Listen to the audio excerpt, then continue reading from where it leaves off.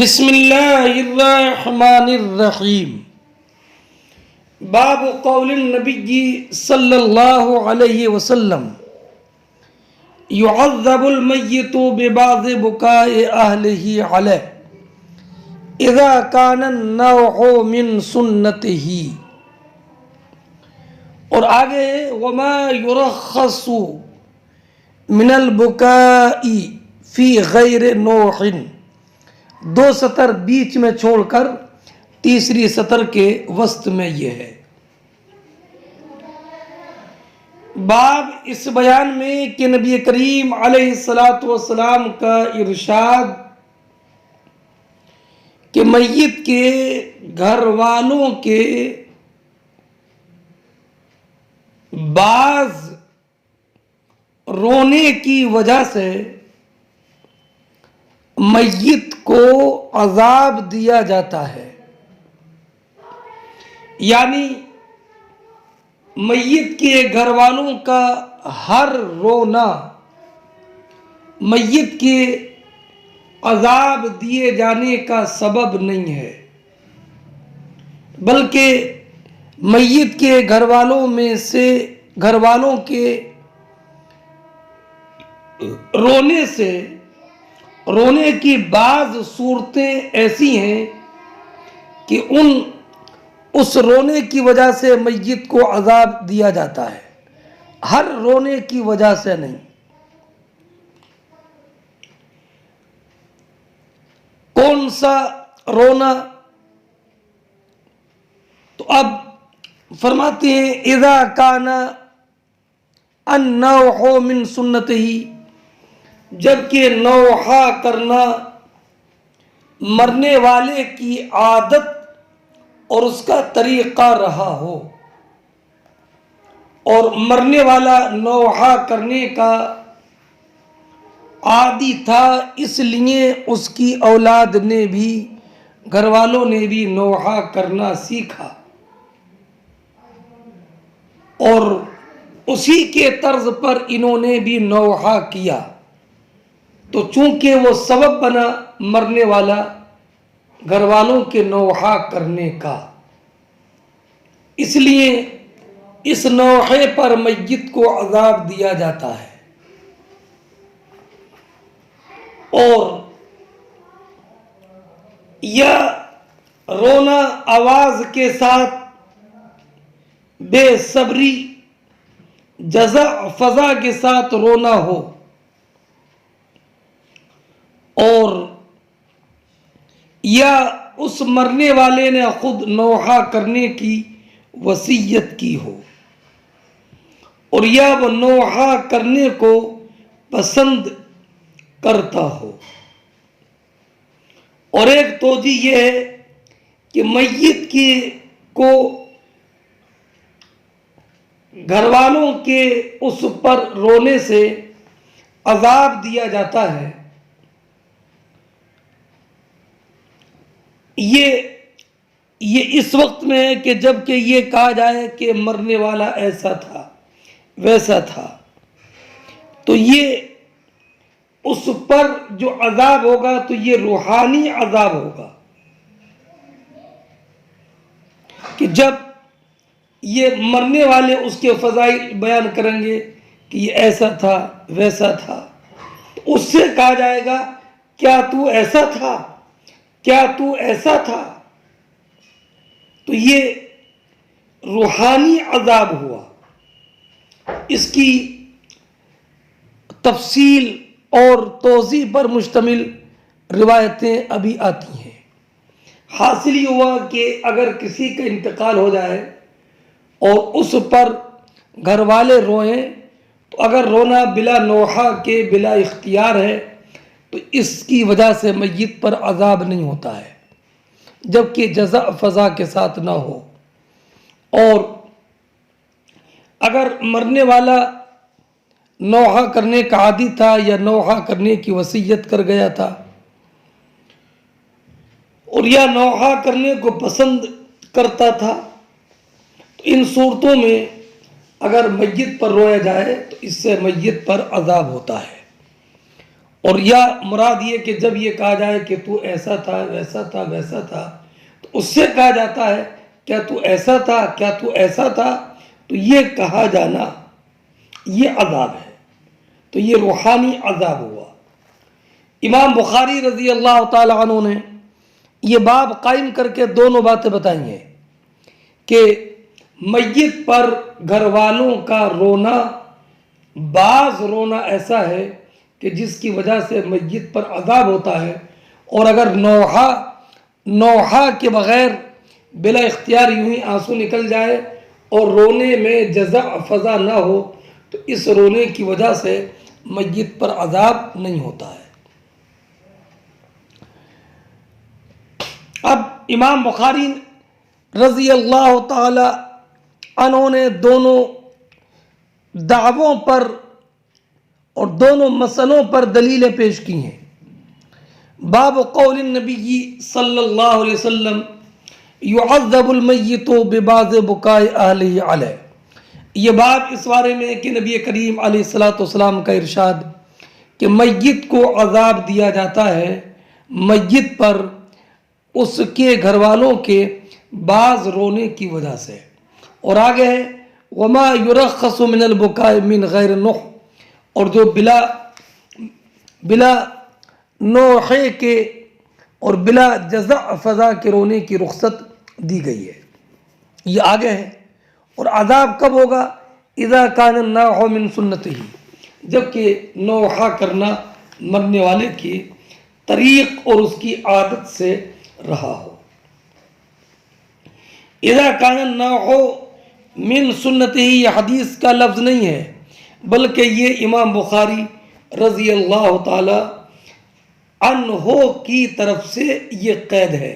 بتایا کہ عذاب تبھی ہوگا جبکہ نوحہ کرنا اس مرنے والے کی طریق کی عادت اور اس کا طریق رہا ہو، یہ حدیث کی ایک توجیہ ہے۔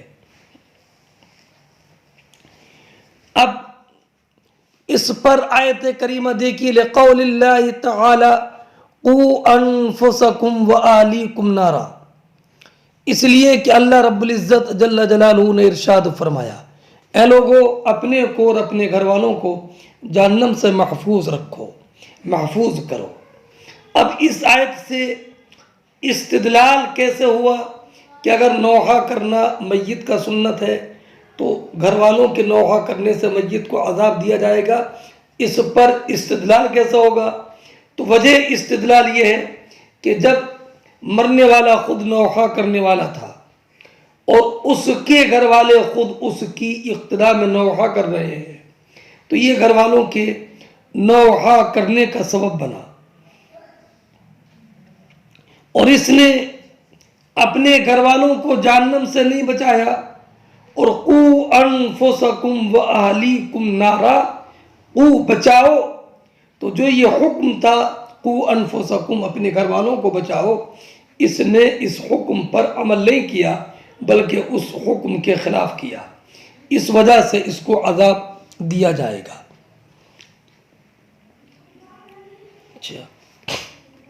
وقال النبی صلی اللہ علیہ وسلم کلکم راع وکلکم مسئول عن رعیتہ، کہ تم میں سے ہر ایک نگہبان ہے اور ہر ایک سے اس کی نگہبانی کے بارے میں سوال ہوگا۔ اب اس سے استدلال، یہ حدیث کا ٹکڑا ہے، اس سے استدلال یہ ہے کہ اس طور پر ہے کہ جب انسان اپنے گھر والوں کا نگہبان تھا اور خود نوحہ وہ کرتا رہا اور اس کے گھر والوں نے اسی کی اتباع کی نوحہ کرنے میں، تو اس نے حق نگہبانی ادا نہیں کیا، اور یا جب نوحہ کرنا اس کا طریق تھا تو جب رونے والے نے اور طریق تھا اور خود اس کے دور میں جب روتے تھے گھر والے تو ان کو منع نہیں کرتا تھا، منع اگر اپنی زندگی میں منع کرتا تو یہ اس کے انتقال پر گھر والے نوحہ نہیں کرتے. تو اس نے چونکہ ان کو روکا نہیں، اس لیے جب روکا نہیں تو اب سرکار نے فرمایا وہ مسئول عن رعیتہ، ہر ایک سے اس کی نگرانی کے بارے میں سوال ہوگا، ہر ایک سے اس کی نگرانی کے بارے میں سوال ہوگا. اور نوحہ کرنا خود اس کی عادت بھی، اور گھر والوں کو روکا بھی نہیں، اس لیے گھر والے اس پر رو رہے ہیں، اس وجہ سے ان کے رونے سے اس پر عذاب ہوگا. اب فرماتے امام بخاری فَإِذَا لَمْ يَكُنْ مِنْ سُنَّتِهِ فَهُوَ كَمَا قَالَتْ عَائِشَةُ وَلَا تَزِرُ وَازِرَةٌ وِزْرَ أُخْرَى وَهُوَ كَقَوْلِهِ وَإِن تَدْعُ مُثْقَلَةٌ إِلَى حِمْلِهَا لَا يُحْمَلْ مِنْهُ شَيْئًا. اور اگر نوحہ کرنا اس کی عادت نہ ہو اور نہ وہ نوحہ کرنے کی وصیت کر گیا ہو اور نہ وہ نوحہ کو پسند کرتا ہو، تو اذا کی جزا محذوف ہے، فلا شیء علیہ، اس پر کچھ نہیں ہے، اس پر کچھ عذاب نہیں ہے. فہو کما قالت، وہ ایسے جیسے کہ عائشہ صدیقہ رضی اللہ تعالی عنہا نے فرمایا کہ میت پر رونے سے میت پر عذاب نہیں ہوتا ہے، جیسے حضرت عائشہ نے فرمایا. یہ کب؟ جب کہ نوحہ کرنا نہ اس کی عادت رہی ہو مرنے والے کی، نہ نوحہ کو پسند کرتا ہو اور نہ نوحہ کرنے کی اس نے وصیت کی ہو. تو وہ ایسے جیسے حضرت عائشہ نے کہا کہ مرنے والے اگر میت پر روئیں تو میت کو عذاب نہیں ہوتا ہے. حضرت عائشہ کی دلیل یہ آیت کریمہ ہے وَلَا تَزِرُ وَازِرَةٌ وِزْرَ أُخْرَى. کوئی بوجھ اٹھانے والی جان دوسری جان کے بوجھ کو نہیں اٹھائے گی. یعنی کوئی بھی بوجھ اٹھانے والی جان کسی دوسری جان کے گناہ کا بوجھ نہیں اٹھائے گی. مانا کہ کسی بھی سے بھی بغیر اس کے گناہ کے مواخذہ نہیں ہوگا. وَهِيَ كَقَوْلِهِ تعالی، اور وہ ایسے ہے کہ جیسے کہ وَهُوَ كَقَوْلِهِ، وہ ایسے ہے کہ جیسے کہ اللہ رب العزت جل جلالہ کا یہ ارشاد ہے. کیا ارشاد ہے؟ کہ وَإِن تَدْعُ مُثْقَلَةٌ إِلَى حِمْلِهَا لَا يُحْمَلْ مِنْهُ شَيْءٌ. اگر کوئی بوجھ سے لدا ہوا یا اگر بوجھ سے کوئی لدی ہوئی جان اپنا بوجھ اٹھانے کے لیے کسی کو بلائے تو لا یحمل منہ شیئا، تو وہ اس کے بوجھ سے کچھ نہیں اٹھائے گا. یعنی اگر کوئی گناہوں سے لدا ہوا ہے اور وہ کسی کو بلائے کہ میرا کچھ گناہ اپنے ذمے لے لو، تو کوئی تیار نہیں ہوگا اگرچہ قریبی رشتہ دار ہی کیوں نہ صحیح. تو جب کوئی گناہ کا بوجھ اٹھانے والا دوسرے کے گناہ کا بوجھ نہیں اٹھائے گا، تو پھر اگر میت کے گھر والے میت پر نوحہ کریں تو ان کے نوحہ کرنے سے میت پر عذاب کیوں ہوگا؟ یہ امام بخاری رضی اللہ تعالی عنہ نے استدلال پیش کیا ہے. وما یرخص فیہ من البکاء، اور جو بکا کی رخصت دی گئی، رونے کی رخصت دی گئی، یعنی اگر بلا نوحہ کے آنسو نکل جاتے ہیں اور بلا اختیار اس کے آنکھوں میں آنسو آ گئے اور رونا اس کو آ گیا، تو اس کی رخصت ہے۔ وقال النبی صلی اللہ تعالی علیہ وسلم لا تقتل نفس ظلما الا کان علی ابن آدم الاول کفل من دمها وذلك لأنه اول من سن القتل، کہ جب بھی کوئی جان ظلماً قتل کی جائے گی تو آدم کے پہلے بیٹے قابیل پر اس کے قتل کا گناہ ہوگا۔ وہ اس لیے کہ قابیل نے حابیل کو قتل کر کے اس قتل کا رواج ڈالا۔ یہ حدیث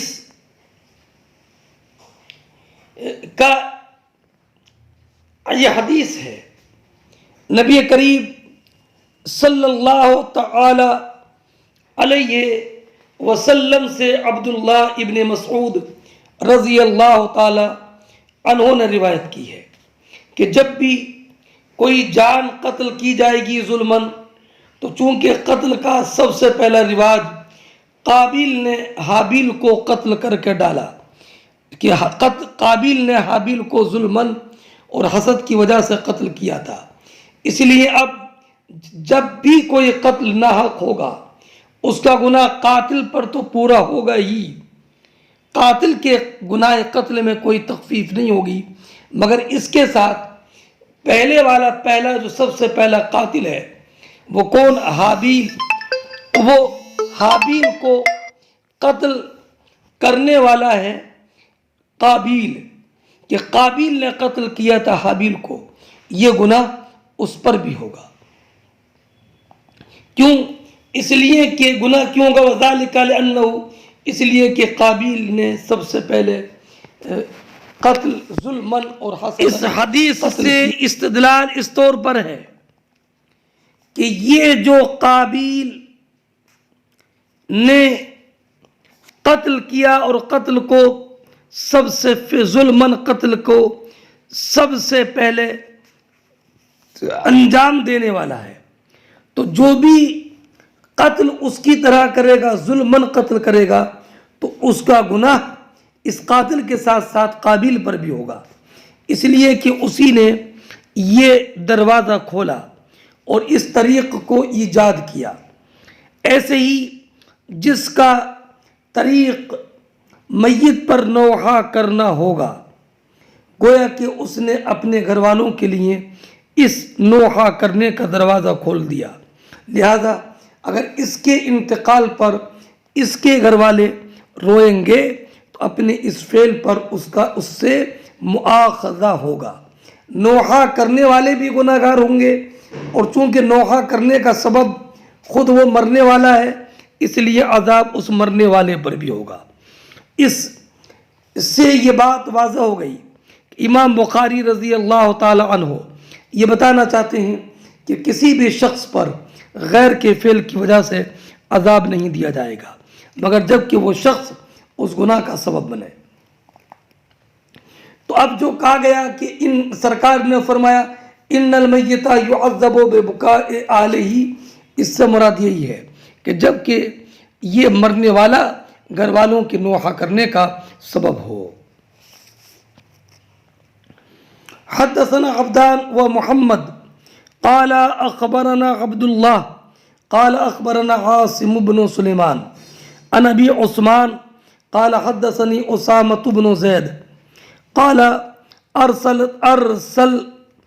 ارسلت ابنة النبی صلی اللہ علیہ وسلم الیہ ان ابن لی قبض فأتینا فارسل یقرئ السلام ویقول ان للہ ما اخذ وله ما عاقى وكل شيء عنده بأجل مسمى فلتصبر ولتحتسب فارسلت إليه تقسم عليه لياتينها فقام ومعه سعد بن عبادة ومعاذ بن جبل وأبي بن كعب وزيد بن ثابت ورجال فرفع إلى رسول الله صلی اللہ علیہ وسلم الصبی ونفسه تتقعقع قال حسبته أنه قال كنا شن ففاضت عينا فقال سعد يا رسول الله ما هذا قال هذه رحمة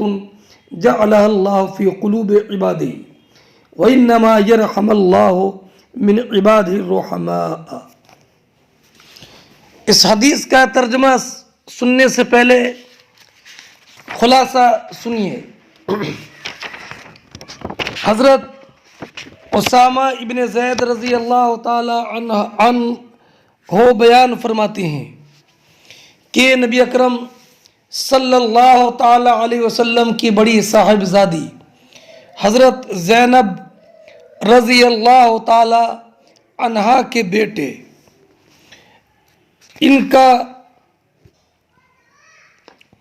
ان کا نام تھا علی ابن ابی العاص۔ حضرت زینب رضی اللہ تعالی عنہا کا ایک ہی بیٹا تھا جن کا نام علی، اور ایک ہی بیٹی تھیں جن کا نام امامہ، اور یہ دونوں حضرت ابو العاص سے تھے۔ حضرت امامہ رضی اللہ تعالی عنہ نبی اکرم صلی اللہ تعالی علیہ وسلم کے بعد زندہ رہیں، یہاں تک کہ حضرت فاطمہ الزہرا رضی اللہ تعالی عنہ کے وصال کے بعد حضرت علی نے حضرت امامہ سے نکاح کیا، اور وہ حضرت علی کی آخری دم تک حضرت علی کے پاس تھیں۔ تو حضرت زینب کے صاحبزادے علی ابن ابی العاص سخت علیل تھے، بالکل جاں کنی کا عالم تھا۔ نبی اکرم صلی اللہ تعالی علیہ وسلم کی بارگاہ میں انہوں نے قاصد بھیجا اور کہا نبی اکرم علیہ السلام کو بلا لے آؤ، اس لیے کہ میرے بیٹے علی بالکل جاں کنی کے عالم میں ہے۔ تو نبی اکرم علیہ السلام نے فرمایا قاصد سے کہ زینب سے میرا سلام کہو اور ان سے کہو ان للہ ما اخذ وله ما اعطى وكل شيء عنده باجل مسمى، کہ بے شک اللہ ہی کے لیے ہے جو لیا اور اللہ ہی کے لیے ہے جو دیا۔ ما اخذ مقدم ہے اور ما عطا مؤخر ہے، حالانکہ عطا اخذ سے پہلے ہے۔ تو چونکہ مقام انتقال کے وقت میں یہ جملہ بولا تو یہ مقام اخذ ہے، بتانا یہ تھا کہ بے شک اللہ رب العزت نے جو لیا اور جو لینے والا ہے یہ وہی ہے جو اس نے عطا فرمایا، یہ وہی ہے جو اس نے عطا فرمایا۔ تو گویا کہ ہمارے پاس تو ایک امانت ہے، اور جب صاحب امانت امین سے اپنی امانت واپس لے تو امین کو کوئی جزا فضا نہیں کرنا چاہیے، وہ تو امانت دار تھا اور امانت والے نے اپنی امانت کو واپس لینے کا ارادہ کیا، تو اب امانت دار کو جزا فضا نہیں کرنا چاہیے بلکہ خوش دلی کے ساتھ اس کی امانت کو واپس کرنا چاہیے۔ اور کہا زینب صبر کرو ولتحتسب، اور اپنے صبر کے ذریعے اپنے رب سے ثواب طلب کرنے کی نیت کرو۔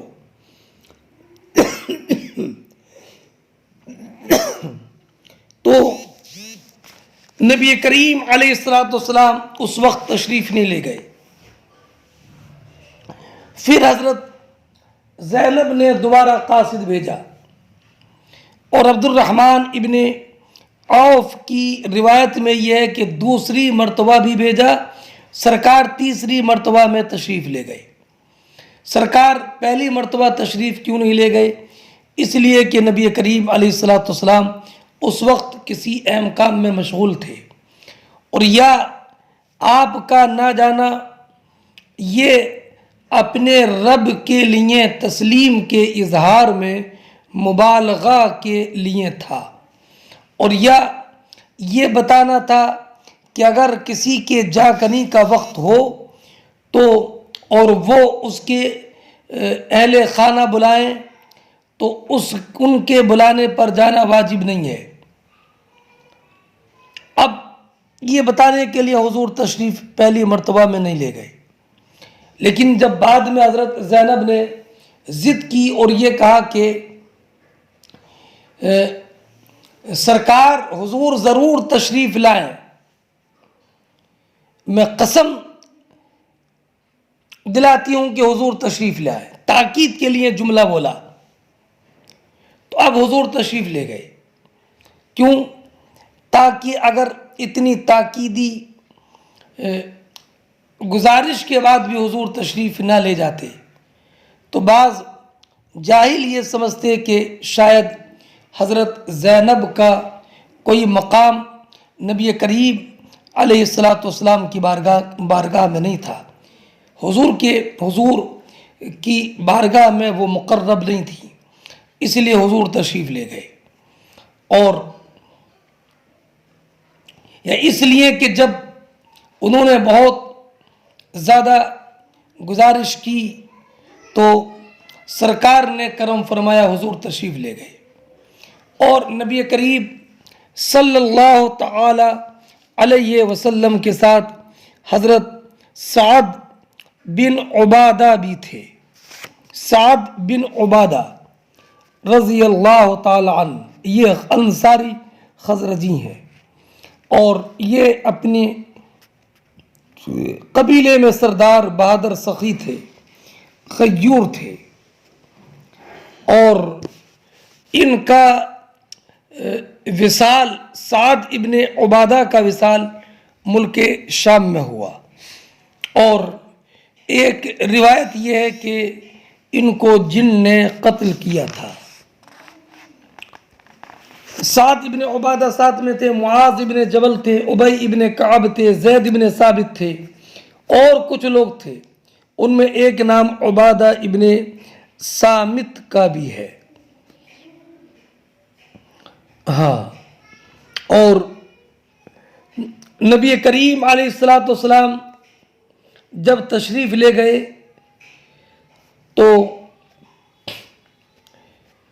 حضرت زینب کے مکان پر جب پہنچے تو اجازت لی، گھر میں تشریف لے گئے تو نبی کریم علیہ الصلوۃ والسلام کی گود میں اس بچے کو دیا گیا جو کہ بالکل جاں کنی کے قریب تھا، جن کا نام بتایا میں نے، علی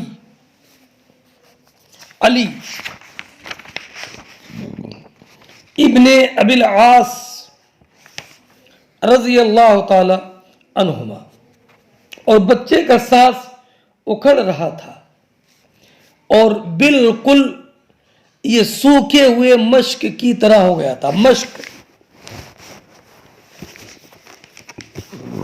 سوکھے ہوئے مشک کی طرح ہو گیا تھا۔ مشک کی طرح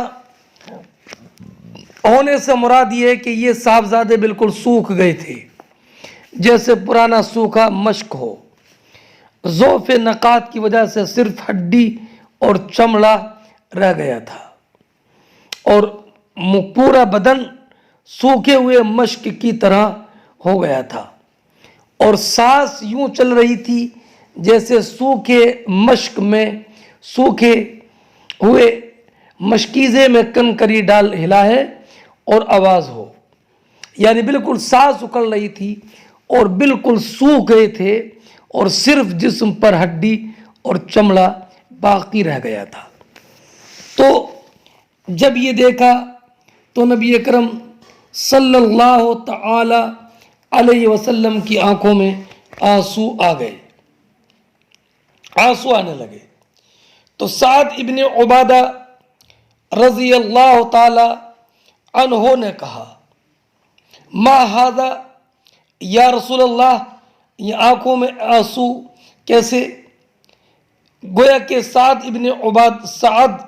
ابن عبادہ کو تعجب ہوا، اس لیے کہ وہ نبی کریم علیہ الصلوۃ والسلام کے صبر اور استقامت کے جلوے دیکھ چکے تھے کہ غزوہ احد جیسے سخت مشکل وقت میں بھی نبی کریم علیہ الصلوۃ والسلام نے صبر کے ذریعے مصیبت کا مقابلہ کیا، اور آج آنکھوں میں آنسو ہیں۔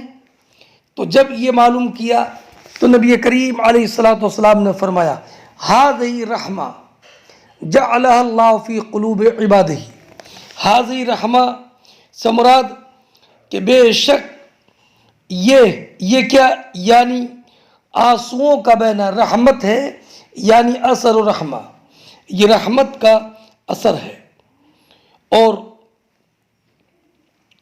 ایک بے شک یہ آنسو رحمت کا اثر ہے، جعلہ اللہ فی قلوب عبادہ، جو اللہ رب العزت نے رحمت اپنے بندوں کے دل میں رکھی ہے، اور ایک روایت میں جعلہ اللہ فی قلوب من شاء من عبادہ، اللہ رب العزت یہ رحمت اپنے بندوں میں سے جن کو چاہتا ہے ان کے دلوں میں رکھتا ہے۔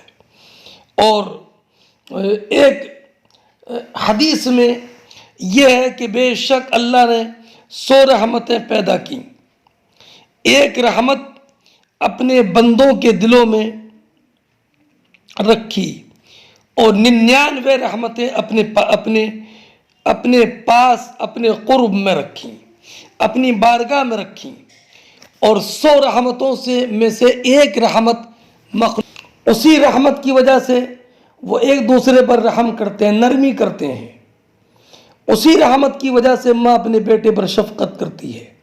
جب قیامت کا دن ہوگا تو اس رحمت کو بھی اللہ رب العزت 99 رحمتوں کے ساتھ جمع فرما دے گا، اور اپنی مخلوق پر جب رحم فرمائے گا تو ابلیس لعنت اللہ علیہ، جو کہ راس الکفر ہے، وہ بھی اللہ رب العزت کی رحمت کا جب یہ منظر دیکھے گا تو وہ بھی امید لگائے گا۔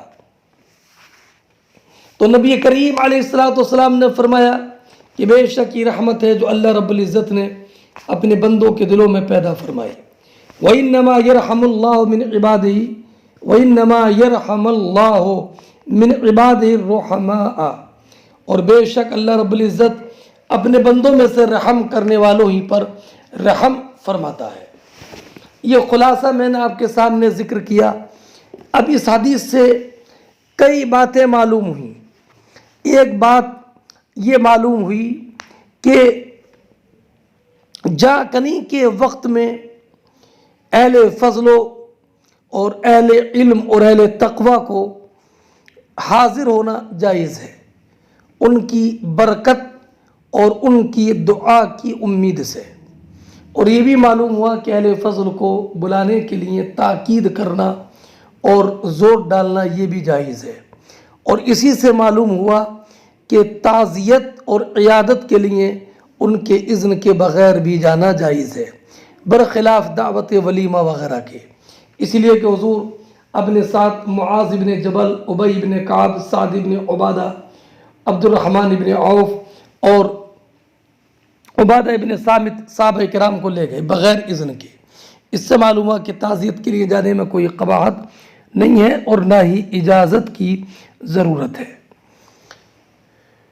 اس سے یہ بھی معلوم ہوا کہ انتقال سے پہلے بھی اس مرنے والے کے اہل و عیال کو اور جو مصیبت میں مبتلا ہیں انہیں صبر کا حکم دیا جائے، تاکہ وہ حزن کا مقابلہ صبر سے کریں۔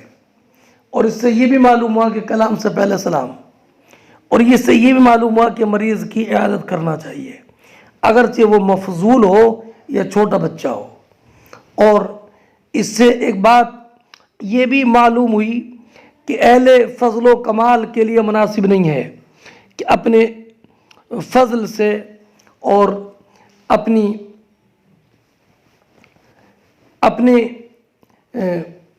حسن سلوک سے لوگوں کو مایوس کر دیں. اگر پہلی مرتبہ منع کر بھی دیا تو بعد میں محروم نہ رکھیں. اور اس سے یہ بھی معلوم ہوا کہ اگر کسی اپنے بڑے سے کوئی ایسی بات دیکھیں جو سمجھ میں نہ آئے تو معلوم کر لیں. اور اس سے یہ بھی معلوم ہوا کہ سوال میں ادب کا لحاظ ضروری ہے. اور اس سے یہ بھی معلوم ہوا کہ اللہ رب العزت کی مخلوق پر شفقت اور رحم والا سلوک کرنے کی ترغیب ہے. اور اس سے یہ بھی معلوم ہوا کہ دل کی سختی اور آنکھوں کی خشکی کہ کبھی آنسو نہ نکلے اس سے ڈرنا چاہیے، بلکہ دل کو نرم رکھنا چاہیے. اس سے یہ بھی معلوم ہوا کہ بلا نوحہ کے رونا جائز ہے. اور یہی امام بخاری نے باب قائم کیا ہے، یہی کہ بغیر جزا فضا نوحہ کے رونا جائز ہے. چنانچہ حضرت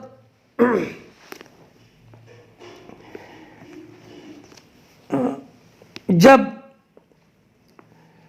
نبی کریم صلی اللہ تعالی علیہ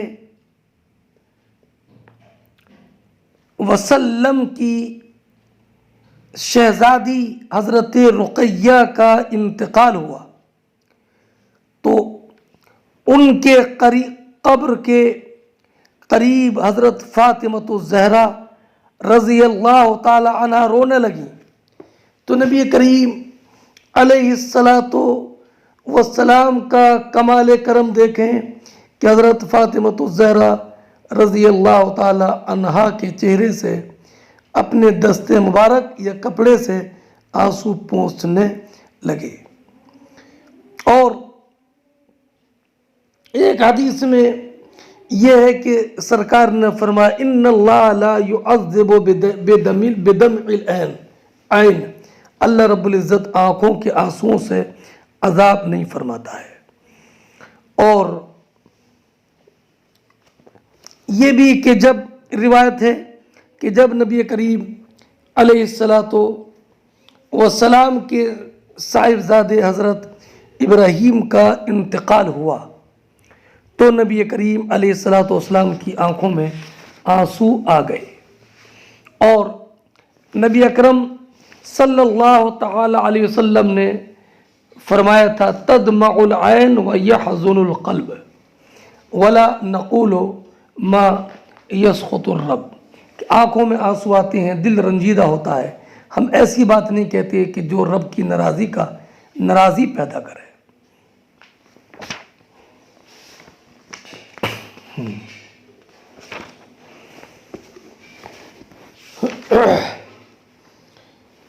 اب حدیث کا ترجمہ دیکھیں. حدثنا عبدان و محمد قال اخبرنا عبداللہ قال اخبرنا عاصم بن سلیمان عن ابی عثمان قال حدثني اسامہ بن زید، کہ مجھ سے اسامہ بن زید نے کہا ارسلت بنت النبی، نبی کریم علیہ الصلوۃ والسلام کی شہزادی زینب نے حضور کے پاس بھیجا کہ خبر بھیجی ان ابن لی قبضہ فاتنا، کہ میرا بیٹا قریب المرگ ہے، آپ تشریف لے آئے. فارسلا، تو نبی کریم علیہ الصلوۃ والسلام نے ان کے پاس کہلا بھیجا کہ کہہ دو یقرؤ السلام، حضور سلام کہتے ہیں اور کہتے ہیں ان للہ ما اخذ وله ما اعطى، بے شک اللہ ہی کے لیے ہے جو اس نے لیا، وله ما اعطى، اور اسی کا ہے جو اللہ نے دیا. وکل شیء عنده باجل مسمى، اور ہر چیز اس کی بارگاہ میں، ہر چیز کی اس کی بارگاہ میں ایک میعاد مقرر ہے. فلتصبر ولتحتسب، اسے چاہیے کہ صبر کرے اور صبر سے ثواب کی امید رکھے. فارسلت الیہ، تو تقسم علیہ، لَيَاتِيَنَّهَا، تو پھر ان آپ کی شہزادی نے حضور کے پاس کہلایا کہ وہ حضور کو قسم دیتی ہیں کہ ضرور تشریف لائے۔ فقام ومعه، تو حضور کھڑے ہوئے، حضور کے ساتھ سعد بن عبادہ، معاذ بن جبل، ابی بن کعب، زید بن ثابت اور کچھ اور لوگ تھے۔ فرفع الى رسول اللہ، تو نبی کریم علیہ السلام کی طرف وہ بچہ کہ سامنے وہ بچہ پیش کیا گیا۔ وَنَفْسُهُ تَتَقَعْقَعُ، اور اس بچے کا سانس اکھڑ رہا تھا۔ قال، راوی کہتے ہیں حسبته انه قال كأنها شن، کہ میرا یہ گمان ہے کہ انہوں نے یہ کہا کہ گویا کہ وہ ایک سوکھا ہوا مشکیزہ ہے۔ میں نے اس کی تشریح کر دی کہ بچہ بہت زیادہ کمزور ہو چکا تھا، ایسا تھا کہ بس جیسے صرف کھال اور چمڑا باقی رہ گیا ہو، اور اس سے سانس کی آواز ایسا رہی تھی جیسے کسی خالی مشکیزے میں اگر کنکری ماریں تو اس کی آواز آتی ہے، یعنی بالکل جاں کنی کا عالم تھا، جاں کنی کا عالم تھا۔ گویا کہ وہ مشک ہے۔ ففاغت عینہ، تو حضور کی آنکھیں اشکبار ہو گئی۔ تو سعد نے کہا یا رسول اللہ ما ھذا، حضور یہ کیا ہے؟ تو حضور نے فرمایا ھذہ رحمہ، یہ رحمت ہے، شفقت ہے کہ جو اللہ رب العزت نے اپنے بندوں کے دلوں میں پیدا فرمایا ہے۔ وَإِنَّمَا يَرْحَمُ اللَّهُ مِنْ عِبَادِهِ الرُّحَمَاء، اور بے شک اللہ اپنے بندوں میں سے رحم کرنے والوں ہی پر رحم فرماتا ہے۔ مطابقت باب کی بالکل ظاہر و باہر ہے کہ حضور کی آنکھوں میں آنسو آ گئے، اس سے یہ معلوم ہوا کہ وہ رونا جو بغیر بکا، بغیر نوحے کے ہو، وہ جائز ہے اور اس پر کوئی مؤاخذہ نہیں ہے۔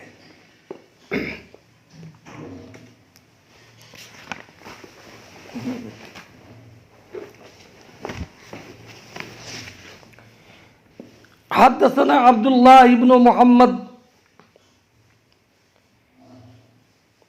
قال حدثنا ابو عامر قال حدثنا فلح ابن سلیمان عن ہلال ابن علی عن انس بن مالک قال شهدنا بنتا لرسول الله صلی اللہ علیہ وسلم قال ورسول الله صلی اللہ علیہ وسلم جالس على القبر قال فرأيت عينيه تدمع قال فهل منكم رجل لم يقارف الليلة فقال ابو طلحة انا قال فانزل قال فنزل۔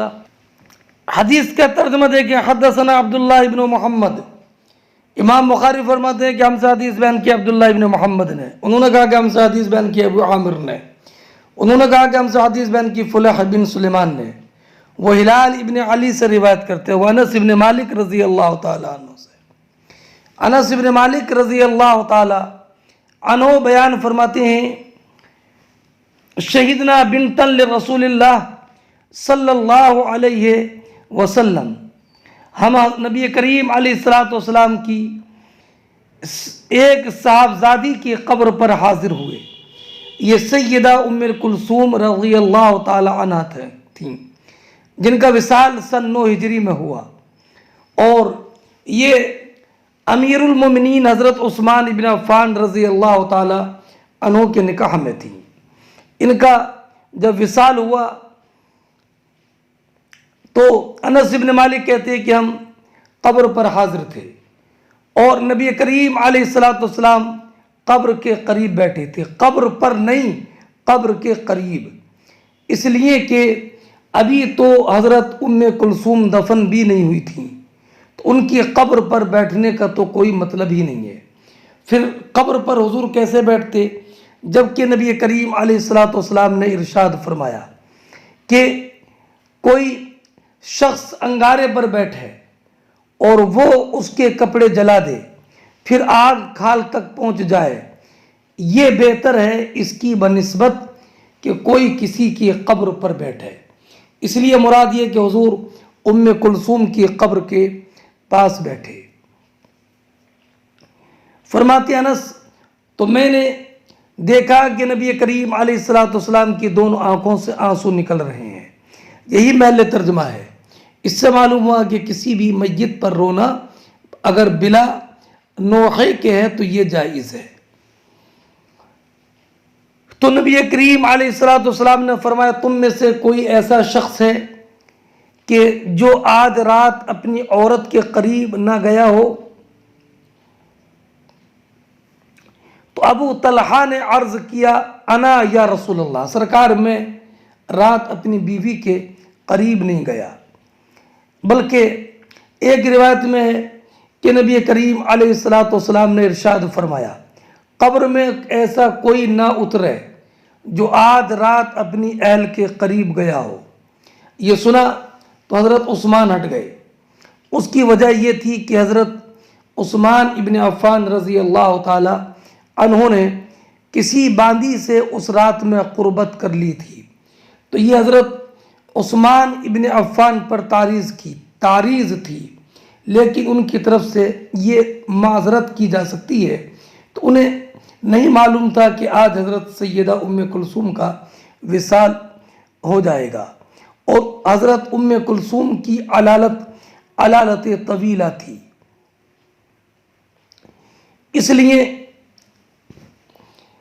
نبی کریم علیہ الصلوۃ والسلام نے جب یہ فرمایا تو ابو طلحہ نے عرض کیا کہ میں اب اگر جنازہ عورت کا ہے لیکن وہ کفن میں لپٹی ہوئی ہے، جنازہ عورت کا کفن میں لپٹا ہوا ہے، تو کوئی بھی مرد اسے قبر میں اتار سکتا ہے، اس میں کوئی حرج نہیں ہے۔ تو حضرت ابو طلحہ نے کہا کہ میں تو سرکار نے فرمایا فَأَنزِلْ، تم اس کی قبر میں اترو۔ فَنَزَلَ فِي قَبْرِهَا، تو ابو طلحہ حضرت ام کلثوم کی قبر میں اترے۔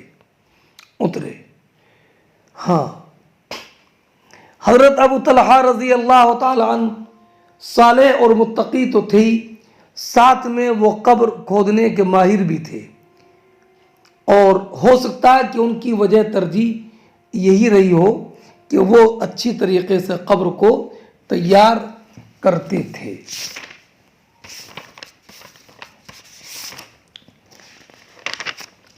اب اس حدیث سے یہ معلوم ہوا کہ بلا آواز کے رونا جائز ہے، اور اگر نوحہ کے ساتھ ہو تو رونا جائز نہیں ہے، نہ گھر والوں کو اور نہ گھر والوں کے علاوہ کسی کو۔ گھر والوں کی تخصیص اس لیے ہے کہ چونکہ اکثر رونے والے گھر کے افراد ہی ہوتے ہیں، اور اس سے یہ بھی معلوم ہوا کہ نیک پرہیزگار شخص کو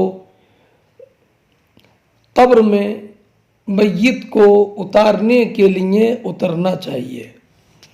حدثنا عبدان قال حدثنا عبد الله قال اخبرنا ابن جریج قال اخبرني عبد الله ابن عبد الله ابن ابي مليكة قال توفيت ابنة لعثمان رضي الله تعالى عنه بمكة وجئنا لنشهدها وحضرها ابن عمر وابن عباس رضی اللہ تعالی عنہم وإني لجالس بينهما أو قال جلست إلى أحدهما ثم جاء الآخر۔ سنیے، یہ ایک لمبی روایت ہے۔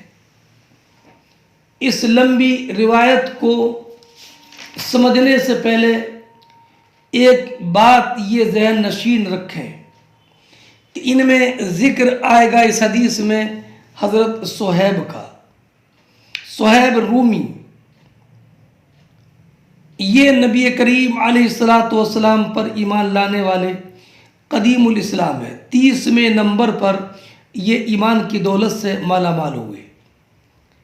صہیب رومی رضی اللہ تعالی عنہ، حضرت عمر رضی اللہ تعالیٰ عنہ کو ان پر بہت اعتماد تھا، اسی وجہ سے حضرت عمر نے وصیت کی تھی کہ جب تک مجلس شورا کسی خلیفہ کا انتخاب نہ کرے صہیب نماز پڑھائیں گے اور امور خلافت کو انجام دیں گے۔ چنانچہ 3 دن تک یہ اس منصب پر فائز رہے۔ سن 38 میں جب عمر شریف 72 سال کی ہوئی تو مدینہ طیبہ میں ان کا وصال ہوا۔ اب حدیث پاک سنیے۔ حضرت عثمان رضی اللہ تعالی عنہ کی صاحبزادی ام ابان رضی اللہ تعالی عنہا کا انتقال ہو گیا تھا مکہ مکرمہ میں۔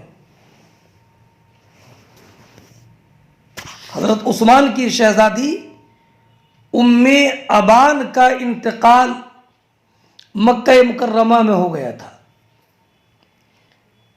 حضرت عبداللہ ابن عبید اللہ ابن ابی ملیکہ کہتے ہیں کہ ہم ان کے جنازے میں شرکت کے لیے آئے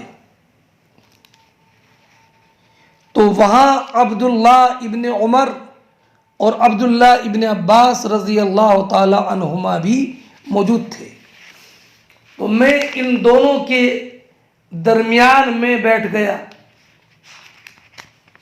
اور یا عبداللہ ابن عمر پہلے سے موجود تھے اور ابن ابی ملیکہ عبداللہ ابن عمر کے پہلو میں بیٹھ گئے، اور ابھی جنازے کا انتظار ہی ہم لوگ کر رہے تھے۔ اتنے میں حضرت عبداللہ ابن عباس بھی آئے اور وہ عبداللہ ابن عمر کے قریب بیٹھے اور میں دونوں کے بیچ میں ہو گیا، اور وہیں پر عمر ابن عثمان بھی بیٹھے تھے۔ تو حضرت عبداللہ ابن عمر رضی اللہ تعالی عنہ نے رونے کی آواز سنی تو انہوں نے عمر ابن عثمان سے فرمایا کہ تم عورتوں کو رونے سے کیوں منع نہیں کرتے؟ نبی کریم علیہ السلام نے تو ارشاد فرمایا ہے کہ بے شک ان المیت لیعذب ببکاء اہلہ علیہ، کہ بے شک میت پر اس کے گھر والوں کے رونے کی وجہ سے عذاب ہوتا ہے۔ گھر والوں کی تخصیص میں نے بتایا کہ اس لیے کہ چونکہ زیادہ کر گھر والے روتے ہیں، ورنہ کوئی بھی روئے میت پر عذاب ہوتا ہے، سرکار نے یہ فرمایا۔ تو عبداللہ ابن عباس رضی اللہ تعالی عنہ نے جب یہ سنا عبداللہ ابن عمر کی زبانی کہ نبی کریم صلی اللہ تعالی علیہ وسلم نے فرمایا ان المیت لا يعذب ببکاء اہلہ، تو عبداللہ ابن عباس رضی اللہ تعالی عنہ نے فرمایا حضرت عمر بھی ایسا ہی کچھ کہا کرتے تھے۔ کیسا کچھ؟ ان المیت لا يعذب ببکاء اہلہ۔ پھر اس کے بعد یہ حدیث بیان کی کہ میں عبداللہ ابن عباس نے کہ میں حضرت عمر رضی اللہ تعالی عنہ کے ساتھ مکہ مکرمہ سے لوٹ رہا تھا۔ یہ حضرت عمر کا آخری حج تھا۔ اس کے کچھ دن بعد ہی حضرت عمر شہید ہو گئے، شہید کر دیے گئے۔ تو حضرت عبداللہ ابن عباس نے کہا کہ میں حضرت عمر کے ساتھ تھا، یہاں تک کہ جب ہم مقام بیدہ میں پہنچے تو ایک قافلہ ایک ببول کے درخت کے نیچے ٹھہرا ہوا تھا، تو مجھ سے فرمایا جاؤ دیکھو یہ کون لوگ ہیں۔ تو اس میں صہیب رومی بھی تھے جن کا ذکر میں نے ابھی کیا، تو میں نے بتایا کہ صہیب رومی ہیں۔ تو فرمایا کہ صہیب کو بلا کر کے لے کے آؤ۔ میں گیا اور میں نے کہا کہ آپ کو امیر المومنین عمر ابن خطاب بلا رہے ہیں۔ تو حضرت صہیب رومی حاضر ہوئے۔ اب اس کے بعد جب حضرت عمر کو زخمی کر دیا گیا کچھ دنوں کے بعد، تو حضرت صہیب رومی روتے ہوئے آئے اور کہنے لگے واہ اخا واہ صاحبہ، ہائے میرے بھائی، ہائے میرے دوست۔ تو حضرت عمر نے کہا اے صہیب، ابھی زخمی تھے، انتقال نہیں ہوا تھا، حضرت عمر زخمی تھے۔ حضرت عمر نے جب سنا تو کہا صہیب تم مجھ پر رو رہے ہو، حالانکہ نبی کریم علیہ الصلوۃ والسلام نے فرمایا ان المیت یعذب ببعض بکاء اہلہ علیہ، کہ بے شک مردے کو اپنے اہل خانہ کے بعض رونے کی وجہ سے عذاب دیا جاتا ہے۔ یہ حضرت عمر نے فرمایا، جیسے عبداللہ ابن عمر تم کہہ رہے ہو کہ میت کو اس کے گھر والوں کے رونے کی وجہ سے عذاب ہوتا ہے، تم نے مطلقاً یہ بیان کیا کہ سرکار نے یہ فرمایا، اور حضرت عمر نے یہ فرمایا کہ ان المیت یعذب ببعض بکاء علیہ، تو اس سے معلوم ہوا کہ ہر رونے کی وجہ سے عذاب نہیں ہوتا ہے۔ یہ سرکار نے نہیں فرمایا بلکہ فرمایا ببعض بکاء علیہ۔ عبداللہ ابن عباس کہتے ہیں کہ جب حضرت عمر کا وصال ہو گیا تو میں نے حضرت ام المؤمنین عائشہ صدیقہ سے یہ ذکر کیا کہ حضرت عمر رضی اللہ تعالی عنہ نے یہ فرمایا کہ میت کو اس کے گھر والوں میں سے گھر والوں کے بعض رونے کی وجہ سے عذاب ہوتا ہے۔ تو ام المؤمنین نے فرمایا اللہ رب العزت عمر پر رحم فرمایا۔ نبی کریم نے یہ نہیں فرمایا ان المیت لا يعذب المؤمن لا يعذب ان اللہ لا يعذب المؤمن ببکاء اہل علیہ۔ سرکار نے یہ نہیں فرمایا کہ اللہ رب العزت مومن کو اس کے گھر والوں کے اس پر رونے کی وجہ سے عذاب فرماتا ہے۔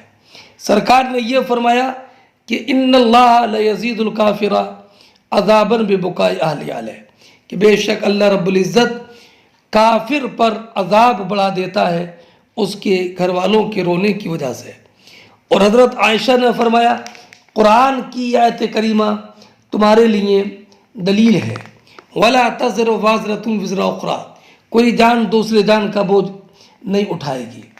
عبداللہ ابن عباس نے اس وقت یہ بھی کہا وَاللَّهُ هُوَ أَضْحَىٰ وَأَبْكَىٰ، اللہ رب العزت ہی ہنساتا ہے اور اللہ رب العزت ہی رولاتا ہے، یعنی ہنسانے والا اور رونے والا اپنے اختیار سے آنسو نہیں بہاتا، اور جب اس کا آنسو نکالنا یا اس کا ہنسنا یہ سب اللہ رب العزت ہی ہنساتا اور رلاتا ہے، تو پھر میت پر دوسرے کے رونے سے عذاب کیوں ہوگا۔ تو جب یہ سنا عبداللہ ابن عمر نے تو عبداللہ ابن عمر نے کوئی جواب نہیں دیا۔ اس کا مطلب یہ ہے کہ بظاہر اس سے مطلب یہ ہے کہ حضرت عبداللہ ابن عمر کا سکوت اس لیے تھا کہ انہوں نے اسے قبول کر لیا کہ میت پر ہر رونے کی وجہ سے عذاب نہیں ہوتا ہے۔ یہ ہے پوری حدیث۔ اور ایک بعد میں یہ بھی ہے کہ جب حضرت عمر زخمی ہو گئے تھے اور حضرت صہیب نے کہا تھا واہ خواہ، تو حضرت عمر نے فرمایا تھا کیا تمہیں یہ خبر نہیں کہ نبی کریم علیہ الصلوۃ والسلام نے فرمایا ان المیت لا يعذب ببکاء الحی، بے شک میت کو زندے کے رونے کی وجہ سے عذاب دیا جاتا ہے۔ یہ ہے مکمل حدیث۔ اب در حقیقت یہ حدیث بڑی مشکل ترین حدیث میں ہے، شمار کی جاتی ہے، اس لیے کہ حضرت عبداللہ ابن عمر کی روایت ہے ان المیت لا يعذب ببکاء اہلہ، کہ میت پر اس کے گھر والوں کے رونے کی وجہ سے عذاب ہوتا ہے۔ اب کون سی میت اس میں تعمیم ہے، چاہے وہ کافر ہو یا مسلمان، پھر رونے والے کی عادت ہو کہ نہ ہو، اس نے رونے کی وصیت کی ہو کہ نہ ہو۔ تیسرا یہ کہ عذاب جسمانی ہو کہ روحانی، اور یہ رونا اختیاری ہو کہ غیر اختیاری، آواز سے ہو یا بلا آواز کے۔ یہ حدیث مطلق ہے عبداللہ ابن عمر کی کہ سرکار نے فرمایا ان المیت لا يعذب ببکاء اہلہ علیہ۔ حضرت عبداللہ ابن عباس سے حضرت عمر کی جو حدیث مروی ہے اس میں یہ ہے کہ ان المیت لا يعذب ببعض بکاء اہلہ، تو اس میں رونے کی بعض رونے کے ساتھ تخصیص ہے، اور وہ تخصیص یہاں پر مبہم ہے۔ تو اس تخصیص کو امام بخاری نے یہ بتایا کہ حضرت عبداللہ ابن عمر کی حدیث کا عموم حضرت عبداللہ ابن عباس کی حدیث سے خاص ہے، یعنی حضرت عبداللہ ابن عباس کی حدیث عبداللہ ابن عمر کی حدیث کے لیے مخصص ہے۔ اس عبداللہ ابن عمر کی روایت میں بھی اگرچہ بکا مطلق ہے لیکن بعض ہی بکا مراد ہے۔ اب وہ کون سا بعض، تو میں نے پہلے تشریح کر دی ہے کہ میت پر عذاب اس وقت ہوگا جب میت کو خود بھی نوحہ کرنے کی عادت ہو، اور یہ کہ آواز کے ساتھ رونا ہو، بے صبری کے ساتھ، جزا فضا کے ساتھ۔ اور ایک تخصیص حضرت ام المومنین کی حدیث سے ہوئی کہ میت سے مراد میت کافر ہے۔ چوتھی توجیہ یہ ہے کہ عذاب اس وقت ہوتا ہے کہ جب کہ اس نے نوحہ کرنے کی وصیت کی ہو، اور پانچویں توجیہ یہ ہے کہ جب کہ وہ نوحہ کرنے کو پسند کرتا ہو، اور یا عذاب یہ ہے کہ اس سے جب نوحہ کرنے والے نوحہ کرتے ہیں کہ یہ ایسا تھا تو اس سے کہا جاتا کہ کیا تو ایسا تھا، تو یہ تخصیص عذاب میں ہے، یعنی روحانی عذاب ہوگا۔ اب ایک اشکال یہ کہ حضرت امیر المؤمنین نے حضرت عمر نے جب یہ فرمایا تھا ان المیت یعذب ببعض بکاء اہلہ علیہ، ببعض بکاء اہلہ علیہ، ان المیت یعذب، ان المیت المومنہ نہیں ہے، مطلق ہے۔ تو حضرت امیر المومنین نے جو نبی کریم علیہ السلام کی یہ حدیث بیان کی، اس پر حضرت عائشہ صدیقہ نے یہ فرمایا، با خدا حضور نے یہ نہیں فرمایا ہے کہ اللہ مومن پر اس کے اہل کے رونے سے عذاب فرماتا ہے۔ تو حضرت عمر نے یہ روایت کہا کی تھی کہ مومن میت پر عذاب دیا جاتا ہے اس پر اس کے گھر والوں کے رونے کی وجہ سے، اس میں تو مومن کا ذکر تھا نہیں، ہے نہیں۔ تو پھر حضرت عائشہ صدیقہ رضی اللہ تعالی عنہا نے یہ تردید قسم کے ساتھ کیوں فرمائی کہ اللہ رب العزت کے سرکار نے یہ نہیں فرمایا کہ اللہ مومن پر اس کے گھر والوں کے رونے کی وجہ سے عذاب نہیں فرماتا ہے، عذاب فرماتا ہے۔ یہ تو حضرت امیر المومنین نے روایت کی نہیں تھی کہ سرکار نے یہ فرمایا تھا کہ میت مومن پر عذاب اس کے گھر والوں کے رونے کی وجہ سے ہوتا ہے اس پر۔ تو اس کا جواب یہ ہے کہ حضرت صہیب حضرت عمر پر روئے تھے، اس پر حضرت عمر نے وہ حدیث بیان کی۔ اس سے ام المومنین نے یہ سمجھا کہ حضرت عمر اس ارشاد کو مومن کے حق میں سمجھے ہوئے ہیں۔ اس کو ام المومنین فرما رہی ہیں کہ ان کا یہ سمجھنا درست نہیں ہے، اس ارشاد سے مراد صرف کافر ہے، مومن نہیں ہے۔ اب رہا یہ کہ حضرت عائشہ صدیقہ رضی اللہ تعالی عنہا نے دلیل پیش کی لا تزر وازرۃ وزر اخری، کس بات کی؟ کہ مومن پر اگر اس کے گھر والے روئیں تو ان کے رونے کی وجہ سے عذاب نہیں ہوگا. کافر کے مرنے پر اگر کافر کے گھر والے روئیں تو اس کا عذاب بڑھا دیا جائے گا. دلیل لا تزر وازرۃ وزر اخری. تو سوال یہ پیدا ہوتا ہے کہ یہ تو حق ہے کہ ایک مومن پر دوسرے مومن کا گناہ نہیں لادا جائے گا، تو کیا کافر پر دوسرے کافر کا گناہ لادا جائے گا کہ جس کی بنا پر کافر پر اس کے گھر والوں کے رونے سے عذاب ہوگا؟ تو علامہ عینی نے جواب یہ ارشاد فرمایا کہ چونکہ کافروں کی عادت تھی کہ وہ نوحہ کرنے کی وصیت کر جاتے تھے، اس لیے کافر پر عذاب ہوتا ہے، مومن پر نہیں. اس جواب کا حاصل یہ ہوا کہ یہ آیت کریمہ ام المومنین نے اپنے مدعا کے پہلے جز پر پیش کی کہ ایک کا گناہ دوسرے پر لادا نہیں جاتا، اور چونکہ مومن نوحہ کرنے کی وصیت بھی نہیں کرتا تو پھر اس پر اہل خانہ کے نوحہ کرنے سے کیوں عذاب ہوگا؟ کافر پر ہوگا، اس لیے کہ کافر وصیت کر جاتا ہے. ہاں، اب حدیث کا ترجمہ بھی دیکھ لیں. حضرت عبداللہ ابن ابی ملیکہ، حضرت عبداللہ ابن عبید اللہ ابن ابی ملیکہ بیان فرماتے ہیں کہ حضرت عثمان کی ایک صاحبزادی کا مکے میں وصال ہوا. وَجِئْنَا لِنَشْهَدَهَا، ہم لوگ آئے تاکہ ان کے جنازے میں شرکت کریں. وَحَضَرَهَا ابن عمر و ابن عباس، اور عبداللہ ابن عمر عبداللہ ابن عباس بھی وہاں حاضر تھے. وَإِنِّي لَجَالِسٌ بَيْنَهُمَا، اور میں ان دونوں کے درمیان بیٹھا تھا.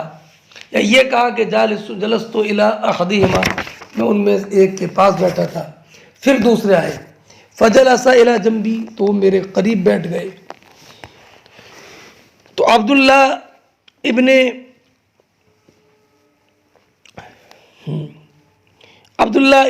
عمر نے عمرو ابن عثمان سے کہا الا تنہا عن البکا، کہ آپ رونے سے عورتوں کو نہیں روکتے؟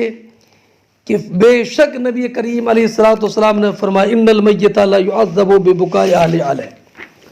فقال ابن عباس، عبداللہ ابن عباس نے فرمایا کہ حضرت عمر بھی ایسا ہی کہتے تھے. یقول قال، حضرت عبداللہ ابن عباس نے کہا قد کان عمر یقول بعض ذالک، حضرت عبداللہ ابن عباس نے فرمایا کہ حضرت عمر کہتے تھے بعض ذالک، حضرت عمر بھی کچھ ایسے ہی کہتے تھے، اس میں سے بعض کہتے تھے. ثم حدث، پھر حضرت عبداللہ بن عباس نے حدیث بیان کی کہ صدر تو مع عمر من مکہ، میں حضرت عمر کے ساتھ مکے سے واپس آیا، یہاں تک کہ ہم جب مقام بیدہ میں تھے. اذ ہوا برکب، کہ اچانک ایک قافلہ تحت ظل ثمرۃ، ایک ببول کے درخت کے نیچے ہے. تو فرمایا مجھ سے اذا فانظر من ہؤلاء، جاؤ دیکھو یہ کون ہے، یہ کون سوار ہے. فنظر تو دیکھا میں نے تو صہیب رومی ہے. فاخبر تو میں نے بتایا. تو فرمایا ادعوہ لی، انہیں میرے پاس بلا کے لاؤ. فرجعت الی صہیب، تو میں صہیب کے پاس گیا. فقلت ارتحل، چلو. فالحق امیر المومنین، امیر المومنین سے ملاقات کرو. فلما اصیب عمر، جب حضرت عمر زخمی ہو گئے، ہے نا، یعنی ملاقات ہوئی، اس کے بعد مدینہ طیبہ آگے جب حضرت عمر زخمی ہوئے تو صہیب روتے ہوئے آئے اور کہا واہ صاحبہ. فقال له عمر، تو حضرت عمر نے کہا یا صہیب آپ اتبکی علیہ، آپ مجھ پر رو رہے ہیں، حالانکہ نبی کریم علیہ الصلوۃ والسلام نے فرمایا ان المیت یعذب ببعض بکاء اہل علیہ، کہ بے شک میت کو عذاب دیا جاتا ہے اس کے گھر والوں کے اس پر بعض رونے کی وجہ سے. یہاں پر بعض کی تخصیص ہے، کل کی نہیں، بعض کی. عبداللہ ابن عباس نے کہا فلما مات عمر، جب حضرت عمر کا وصال ہو گیا تو ذکرت ذلک لعائشہ، میں نے حضرت عائشہ صدیقہ سے یہ ذکر کیا رضی اللہ تعالیٰ عنہ. تو قال یرحم اللہ، اللہ رب العزت حضرت عمر پر رحم فرمائے.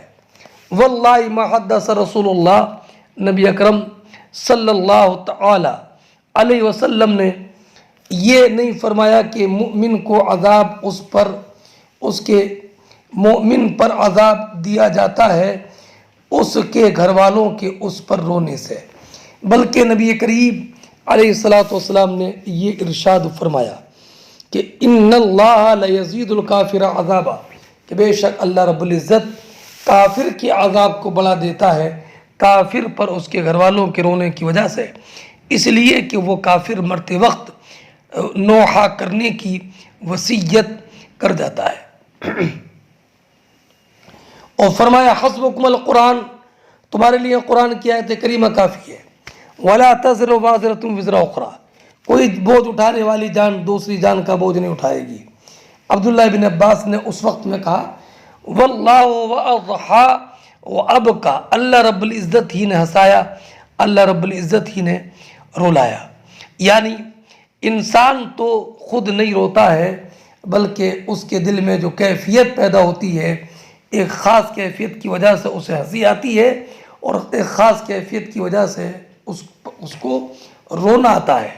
تو جب یہ رونا خود اس کا اپنا فعل نہیں ہے، بلا اختیار ہے، تو اس پر کیسے عذاب ہوگا. اور جب خود اس پر عقاب نہیں ہے رونے والے پر، تو اس کے رونے کی وجہ سے میت پر عذاب ہونا تو بہت دور کی بات ہے. اور یہ بتانا یہ ہے کہ اللہ رب العزت جل جلالہ نے جب خود یہ فعل ضحک اور فعل بکا پیدا فرمایا ہے، اور خود بلا اختیار انسان کی آنکھوں میں آنسو آ جاتے ہیں، تو پھر اس پر عذاب نہیں ہوگا. اور جب اس پر گناہ نہیں ہے تو لا محالہ اس کے رونے کی وجہ سے میت پر بھی عذاب نہیں ہوگا. قال ابن ابی ملیکہ، ابو ابن ابی ملیکہ کہتے ہیں کہ واللہ ما قال ابن عمر شیئا، حضرت عبداللہ ابن عباس رضی اللہ تعالی عنہ کی بات سن کر حضرت عبداللہ ابن عمر نے کوئی جواب نہیں دیا.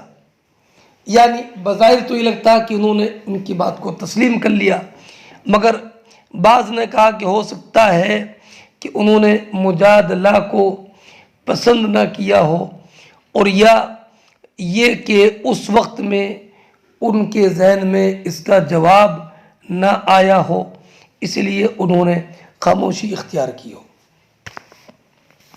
حدثنا اسماعیل بن خلیل قال حدثنا علی بن مسر قال اخبرنا ابو اسحاق والشیبانی عن ابی بردہ عن ابی قال لما اصیب عمر جعل صہیب یقول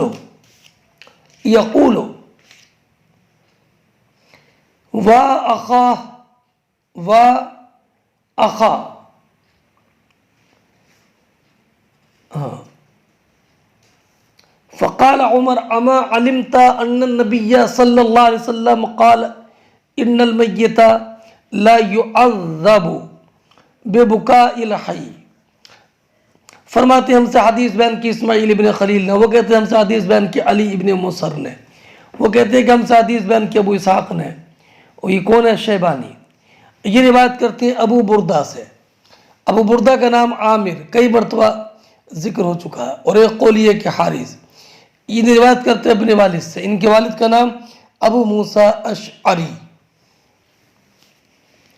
کہ جب صہیب حضرت عمر کے پاس آئے جب کہ آپ زخمی تھے، تو صہیب نے کہا واہ خواہ، تو حضرت عمر نے کہا اما علمتا، کہ آپ کو معلوم نہیں ہے کہ نبی کریم علیہ الصلوۃ والسلام نے فرمایا ان المیت لا يعذب ببکاء الحی، کہ بے شک مردے کو عذاب دیا جاتا ہے زندے کے. مسلم شریف کی روایت میں یہ ہے کہ جب حضرت عمر زخمی ہو گئے تو حضرت صہیب اپنے گھر سے آئے، یہاں تک کہ حضرت عمر کے پاس آئے اور آپ کے قریب بیٹھ کر رونے لگے، کھڑے ہو کر رونے لگے. تو حضرت عمر نے ارشاد فرمایا کس پر روتے ہو؟ کیا مجھ پر روتے ہو؟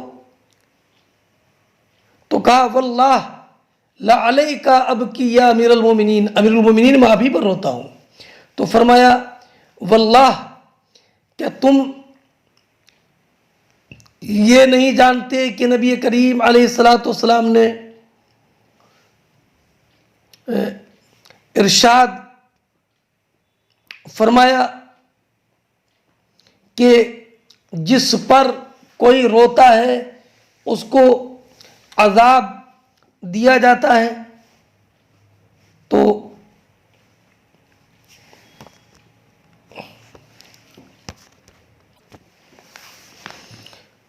یہ فرمایا حضرت عمر نے واللہ لقد علمت ان رسول اللہ، فرمایا حضرت عمر نے باخدا تم یہ جانتے ہو کہ نبی کریم علیہ الصلاۃ والسلام نے ارشاد فرمایا ہے کہ جس پر رویا جاتا ہے اس کو عذاب دیا جاتا ہے، باخدا تم یہ جانتے ہو. تو اس حدیث میں دلالت ہے کہ حضرت صہیب نے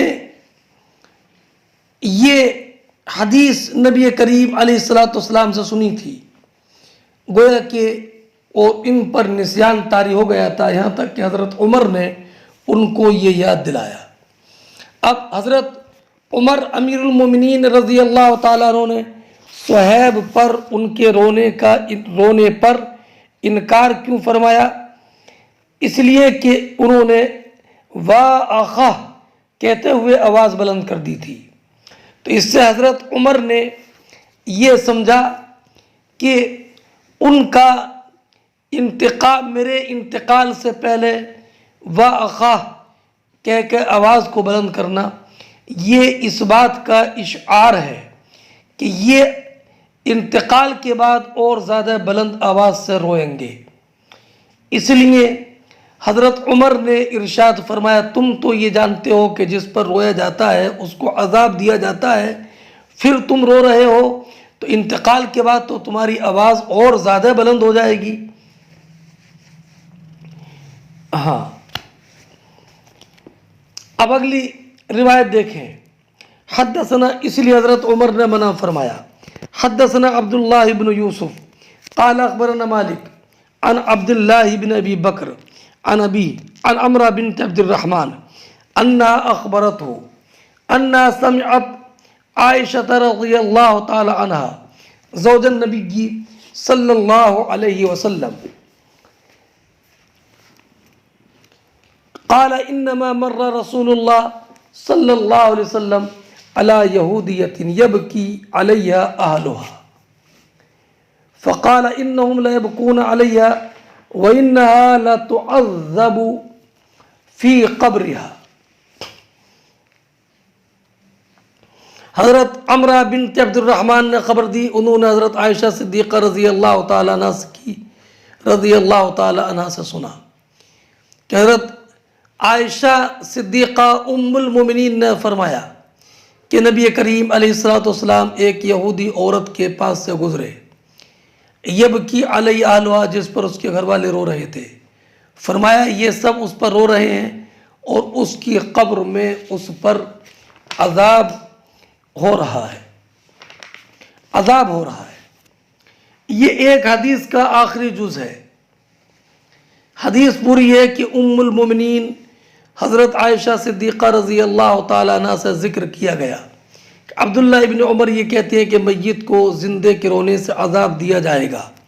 تو حضرت عائشہ نے فرمایا ابو عبد الرحمن کو اللہ معاف فرمائے. یہ کنیت ہے عبداللہ ابن عمر کی.